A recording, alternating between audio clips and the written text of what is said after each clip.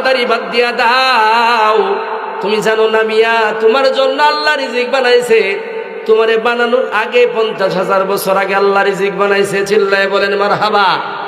কিন্তু তুমি আমি বুকার স্বর্গে বাস করি, আল্লাহর পিছনে না দৌড়াইয়া রিজিকের পিছনে দৌড়াই। কথা ঠিক না বেঠি? আল্লাহ কি বলছে? ও মিয়া শুই না, ও বাবারা শুই না নেন। তুমি আমি যদি রিজিক না খাই কি হবে? নষ্ট হইয়া যাইবে। কিন্তু আল্লাহ তোমার জন্য রিজিক বানাইছে, আমার জন্য রিজিক বানাইছে।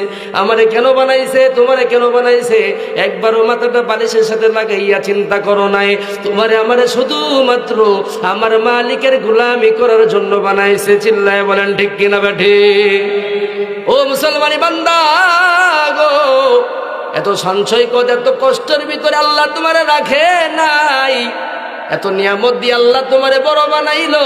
সাহাবাদের জীবনী তোমরা জানোনি, এত কষ্ট কইরা তারা সংসার চালাইতো রে। এক বেলার খাবার রাইকা বাকি সব বেলার খাবার আল্লাহর রাস্তায় দান কইরা দিত। বিশ্বাস হয় না বুঝি? বিশ্বাস হয় না? আবু তলহা একজন আল্লাহর নবীর সাহাবা ছিল, নাম শুনছেন? আবু তলহা একজন আল্লাহর নবীর সাহাবা ছিল। 5 ওয়াক্ত নামাজ মসজিদে নববীতে যাইয়া নবীর পিছনে আদায় করতো। প্রত্যেক দিন ফজরের নামাজের পরে আবু তলহা ফরজ নামাজ শেষ তাড়াতাড়ি মসজিদ দিকে বাইর হইয়া চইলা যাইতো। কিন্তু নবীজির একটা আমল ছিল, ফরজ নামাজ ফজরের পর ফরজ নামাজ শেষ কইরা যেন কেউ বাইরে না যায়, নামাজ পড়া কিছু তাসবিহ তাহলিল করবে। তারপরে নবী সাল্লাল্লাহু আলাইহি সাল্লাম বয়ান করতেন, কিছু সময় তাহলিল করতেন, কিছু সময় বয়ান করতেন। তারপরে সূর্য ওঠার পরে সব সাহাবারা বিদায় লইয়া চইলা যাইতো। ও মুসলমানি বান্দা গো, নবীর একজন আশিক ছিল, নাম ছিল আবু তালহা। প্রত্যেক দিন ফজরের সময় ফরজ নামাজটা পড়েই তিনি চইলাইয়া যাইতো। নবী সাল্লাল্লাহু আলাইহি সাল্লাম নজর কইরা দেখতো, কিরে সব সাহাবাদেরকে দেখা যায়, কিন্তু আমার আবু তালহাকে তো দেখা যায় না। কেন গো? সাহাবাদেরকে জিগাইতেছে, ও সাহাবারা, আবু তালহা কই কই কই? প্রত্যেক দিন নামাজ পড়িরা পিছনে তাকাইয়া দেখে আবু তালহা নাই। সাহাবারা ডাক দিয়ে বলতেছে, হুজুর আপনার আবু তালহা প্রত্যেক দিন ফরজ নামাজ পড়িরাই দৌড়াইয়া চইলা যায়, কেন গো, কেন চইলা যায়? সাহাবারা ডাক দিয়ে বলতেছে, হুজুর জানি না কি কাজের জন্য যেন তিনি প্রত্যেক দিন ফজরের সময় ফরজ নামাজ পড়িরাই তো চইলা যায়। ও গোপালপুর টাঙ্গাইল বাসী গো, একটু দিলের কানটা লাগাইয়া শুনবেন, যদি মানতে পারেন ওই ছোট্ট আমলটুকুই হইতে পারে আপনার নাজাতের উসিলা। ও পর্দালের মা গো, নবীজি সাল্লাল্লাহু আলাইহি সাল্লাম ডাক দিয়ে বলতেছে, সাহাবাদেরকে বলতেছে, ও সাহাবারা, আবু তালহাকে খবর লাগাইয়া একটা মেসেজ দিয়ে আসো। কি মেসেজ দিয়ে আসবা? যাইয়া বলবা আগামীর দিন ফজর নামাজ পড়িরা ফরজ নামাজের পরে যেন আবু তালহা না যায়। আবু তালহাকে আগের দিন বিকাল বেলা জানাইয়া দেওয়া হইল, ওগো আবু তালহা, আল্লাহর নবী একটা কথা বইলা দিছে। কি কথা বলছে রে? আবু তালহাকে যাইয়া বলতেছে, আগামী দিন ফরজ নামাজের পরে, ফজরের নামাজের ফরজ নামাজের পরে তোমার মসজিদ থেকে বাইর হইতে না করেছে। নবীজি সাল্লাল্লাহু আলাইহি সাল্লাম তোমার সাথে কিছু কথা বলবে। ও মুসলমানি বান্দা, ও নবীর আশিক, আবু তালহা ভয় আছে, কি যেন নবীজি বলে, কি যেন বলে। আবু তালহা পরের দিন সকালবেলা মসজিদে গেছে, নামাজ আদায় কইরা, ফরজ নামাজ আদায় কইরা বৈশা বৈশা কান্না করতেছে। ভয়ে আছে যেন নবী কি বলে, কি যেন বলে, ভয়ে আছে, আতঙ্কে আছে, আর কান্না করতেছে। পয়গাম্বর নামাজ শেষ কইরা পিছনের দিকে ফিরা আবু তালহাকে নরম সুরে, নমই ভাষায় সুন্দর করে বলতেছে, আবু তালহা, ও আবু তালহা, কি সমস্যা তোমার, কি প্রবলেম তোমার? প্রত্যেক দিন ফরজ নামাজ পড়িরাই, ফজরের 2 রাকাত ফরজ নামাজ পড়িরাই, সবাইকে আমি দেখতে পারি গো, কিন্তু আমি আবু তালহা তোমাকে দেখতে পারি না। ও আবু তালহা গো, কি হয়েছে একটু আমারে খুইলা বলবানি? আবু তালহা চোখের পানি সাইরা দিয়া কান্দে আর বলে, রে ও পয়গম্বর, ও নবী আমার, ও নবী আমার, ফজরের নামাজের ওয়াক্তটা তো একবারে ছোট টাইম, ফরজ নামাজ শেষ হওয়ার পরে আর টাইম থাকে না। হুজুর, আমার আর আমার বিবির জন্য আমরা দুইজন মানুষ, আমি আর আমার বিবি একটা গর্তের ভিতরে থাকি, একটা গুহার ভিতরে থাকি। ঘর আমার নাই, সুন্দর একটা গর্ত, গুহার ভিতরে আমি আর আমার বিবি থাকি। হুজুর, আমি আর আমার ওয়াইফের মিলা দুইজন ব্যক্তির একটা মাত্র জামা, চিল্লায় বলেন আল্লাহু আকবার। দুইজন ব্যক্তির একটা মাত্র জামা। আমি নামাজ শেষ কইরা তাড়াতাড়ি বাসায় যাই। আমি যাওয়ার পরে আমি আমার কাপড়টা খুইলা আমার বিবিরে দেই, আমার বিবিরে দিই আমি গর্তের ভিতরে ঢুইকা যাই গো। ও পয়গম্বর, আমার বিবি ওই কাপড়টা পইরা ওযু বানাইয়া আমার মালিকের কুদরতি পায়ে সিজদা দিয়া নামাজটা আদায় করে। হুজুর, অন্য নামাজটা তো ঠিক মতো আসতে পারে, হুজুর ফজরের নামাজের ওয়াক্তটা একদম সংকীর্ণ দেখে নামাজ শেষ কইরা ফরজ নামাজ পড়িরা আমি মসজিদ থেকে বাইর হইয়া যায়, যেন আমার বিবি আমার কাপড়টা লইয়া নামাজ আদায় করতে পারে। ও মুসলমানি বান্দা ও পয়গম্বরের দল, আমার নবী চোখের পানি ছাইরা দিয়া কান্দে। ও আপনারা আজকে একটা কথা বইলা দিবেন, আমার নবী যদি আল্লাহর কাছে বলতো, আল্লাহ গো আমার সাহাবাদেরকে কোটি কোটি কোটি কোটি টাকার মালিক বানাইয়া দাও, আমার আল্লাহ দিত কি দিত না? এ চিল্লায় বলেন আমার আল্লাহ দিত কি দিত না?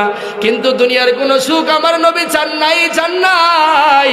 যদি আমার নবী যদি সুখ চাইতো রে, যেই ছাতার ভিতরে নবীজি সাল্লাল্লাহু আলাইহি সাল্লাম ঘুমাইতো, যেই বিছানার ভিতরে ঘুমাইতো গো, ওই বিছানাটা স্বর্ণের হইয়া যাইতো, চিল্লায় বলেন মারহাবা। কিন্তু আমার আপনার নবী কোনোদিন এই জিনিসটা চাই নাই, আল্লাহর কাছে শুধু একটাই চাইছে রে। ও গোপালপুরবাসী আমার মায়েরা, আমার পর্দালের মারা, একটু মনোযোগ দিয়া শুনো। আমার আল্লাহর কাছে আমার নবী সব সময় বলছে, আল্লাহ দুনিয়া যত কষ্ট সহ্য করার দাও, দুনিয়ার যত কষ্ট আছে তুমি আমারে দাও, কিন্তু আল্লাহ আখিরাতের কষ্ট আমার বান্দাদেরকে, আমার উম্মতদেরকে দিও না। চিল্লায় বলেন মারহাবা।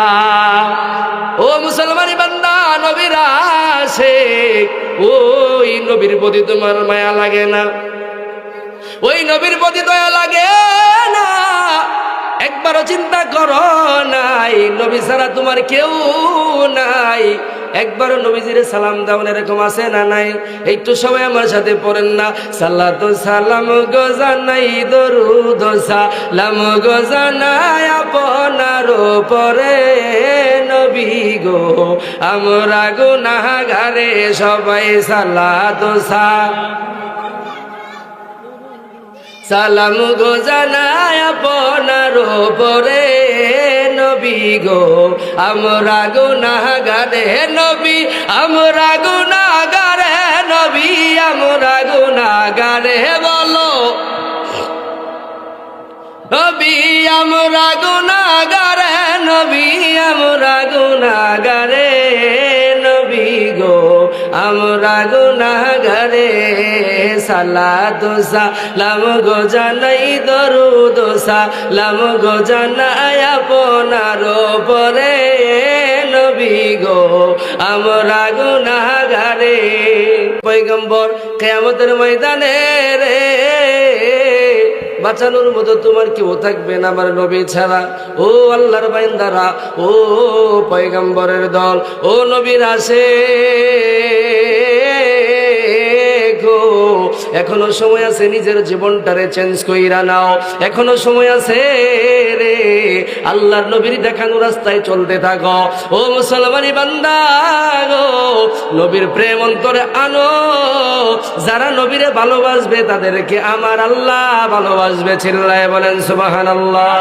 আমার মালিক ডাকতে বলতেছে, কুল ইন কুনতুম তুহিব্বুনাল্লাহ ফাত্তাবিউনি ইউহিব্বুকুমুল্লাহ ওয়া ইয়াগফির লাকুম যুনুবাকুম ওয়াল্লাহু গফুরুর রহিম।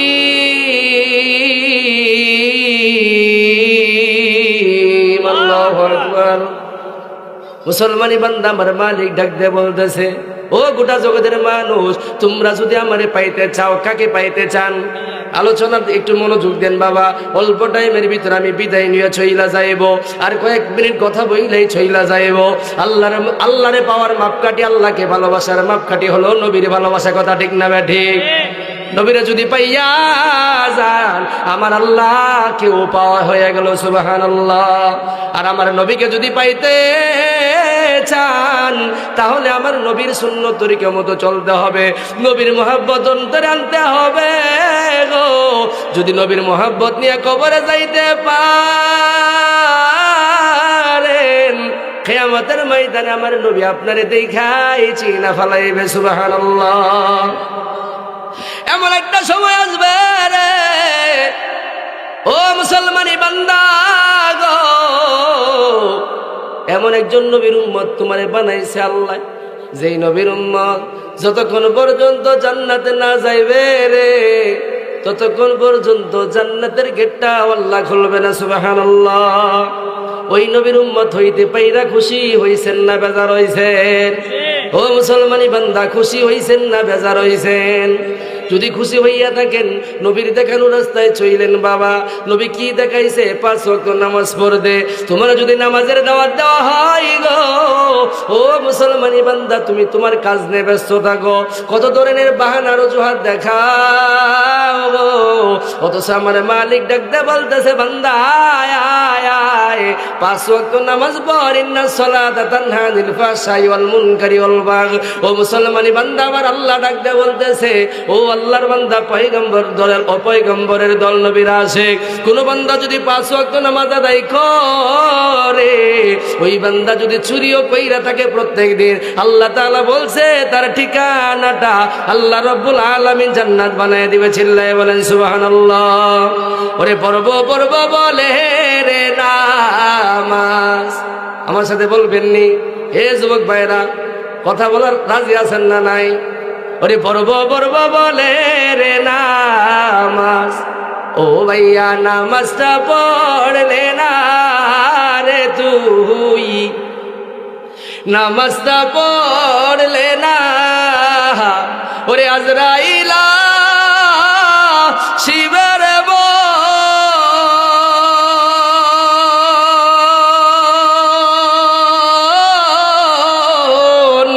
সময় তো দিবে না রে মানুষ, কেমনে থাকবা আন্ধার খবরে। কথা ঠিক না বেঠে? ওরে পড়ব পড়ব পড়ব পড়ব বলে রে ভাবি, ও ভাবি নামাজটা পড়লে না রে তুই, নামাজটা পড়লে না, ওরে আজরাইলা শিবের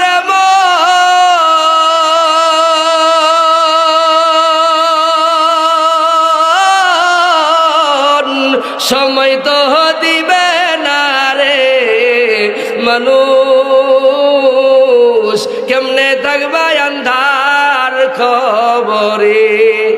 ও ভাই, থাকবেনি? নামাজ না পড়া যদি কবরে যান, বাঁচতে পারবেন? ও বৃদ্ধ বাবাজিরা, যারা এতিমের মতো চাইয়া আছেন, যার মা নাই বাবা নাই গো,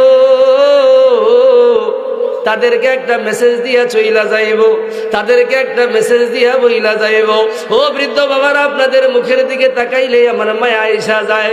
কারণ আমি জানি দুনিয়ার আয়টা আপনাদের শেষ হইয়া গেছে। আপনারা যদি জিগাই, বাবা আপনার মনের কি আশা আছে, আপনি ডাকতে বলবেন, হুজুর আল্লাহর কাছে একটু দোয়া কইরা দিবেন, আল্লাহ যেন ইমানটা লইয়া কবরে যাওয়ার জন্য তৌফিক দান কইরা দেয়। এছাড়া অন্য কিছু আসেনি? বৃদ্ধ বাবাজিরা, আপনারা বলে বইয়া গেছেন না? আসলে বয়স হয়েছে তো, অনেক কষ্ট করে আসছেন, এতেই আলহামদুলিল্লাহ। তবে আপনাদেরকে আজকে জরুরি একটা মেসেজ দিয়ে যাচ্ছি, যারা হতাশ হয়ে আছে, ও মুসলমানি বান্দা, পয়গম্বরের দল নবীর আশিক, ও বৃদ্ধ বাবারা, ও আমার বাবারা, একটু মনোযোগ দিয়ে শুনেন। যারা হতাশ হইয়াছে, আমরা আয়েশা যদি বলেন, হুজুর আমার বয়স 70 পার হইয়া গেছে, এখানে অনেক বাবার আছে গো যার বয়স 60 হইয়া গেছে, এরকম আছে না নাই? দাড়িটা পাইকা গেছে। আপনারও তো এক সময় যৌবন ছিল, এখন আর নাই, আস্তে আস্তে বুড়া হইয়া গেছেন, দাঁতগুলো পইরা গেছে গো। এখন শুধু মনের ভিতরে চিন্তা, হুজুর কবে যেন আজরাইল আইসা লইয়া যায়। কান পাতলে শুনতে পারি মাইকের এলান, মাইকের এলান। ফজর নামাজ শেষ হইলেই মসজিদের মাইক এলান হইয়া যায়, ও বান্দা অমুক গ্রামের অমুক ছেলের সন্তান দুনিয়ার জমিনে আর নাই, কোন দিন জানি তোমার নামটা মাইকে ঘোষণা হয়। তুমি বৃদ্ধ বাবাজি।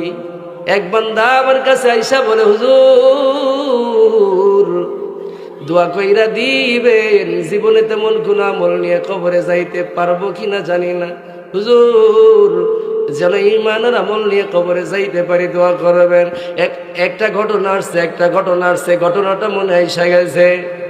এক বৃদ্ধ বাবাজি রাস্তার পাশে দাঁড়াইয়া কান্দে গো, বিনাইয়া বিনাইয়া কান্দে। যেমন আপনাদের এই মসজিদের পাশেই ধরেন একজন বৃদ্ধ কান্দেছে, চিল্লায়া হাউমাউ কইরা কান্দে কান্দে রে। ওই বৃদ্ধের কান্না শুইনা মসজিদের ইমাম সাহেব মসজিদ থেকে বাইর হইয়া বৃদ্ধের দিকে তাকাইয়াছে গো। ইমাম সাহেব আগাইয়া যায় বলতেছে, বাবাজি কেন কান্দেন, কেন কান্দেন, কি হইছে? বৃদ্ধ বাবাজি চোখের পানি চাইরা দিয়া বলতেছে, হুজুর সারা জীবনটা নষ্ট করলাম, গুনাই গুনাই কাটাইলাম, আল্লাহ না করে এখন যদি আজরাইল আইসা যাই গো, হুজুর আমার তো জাহান্নাম ছাড়া আর উপায় নাই, হুজুর কেমনে বাঁচতে পারবো, কেমনে গুনাহমুক্ত করবো?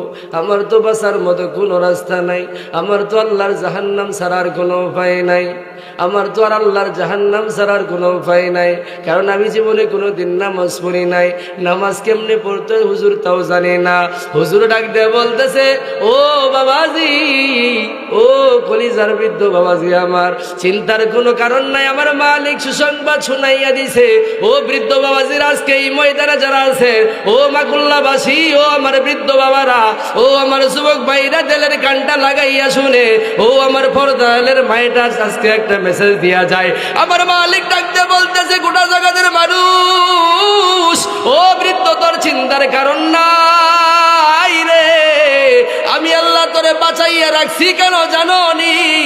তুই চলতে পারস না, তোর দুইটা পা আছে কিন্তু তাও দাঁড়াইতে পারস না, আমি আল্লাহ সুন্দর একটা লাঠি ধরাইয়া দিছি রে, তাও তুই চলতে পারস না, আমি আল্লাহ দেখতে পারি, কিন্তু কেন বাঁচাইয়া রাখছো নি?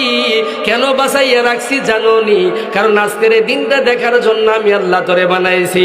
কি দেখবে, কি দেখবে আমার মালিক, কি দেখবে?